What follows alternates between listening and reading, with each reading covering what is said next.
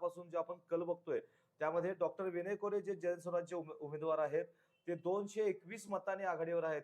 अभिजित जर या ठिकाणी आपल्याला पाहायला गेलं तर मगापासून सुरुवातीपासूनच पारडं जे आहे ते अगदी त्या 200-400 या मतामध्येच खेळत असताना दिसतंय. काही वेळेला सत्यजित पाटील सरोडकर पुढे जातात, काही वेळेला विनय कोरे पुढे जातात.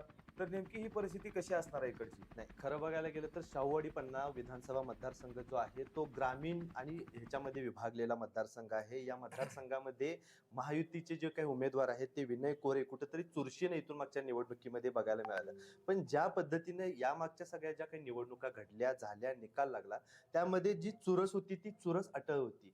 शाहूवाडीचा निकाल हा बघायला गेलं तर 5 ते 6 हजार मध्येच खेळलेला असणार आहे. यामध्ये काही बदल नसणार आहे.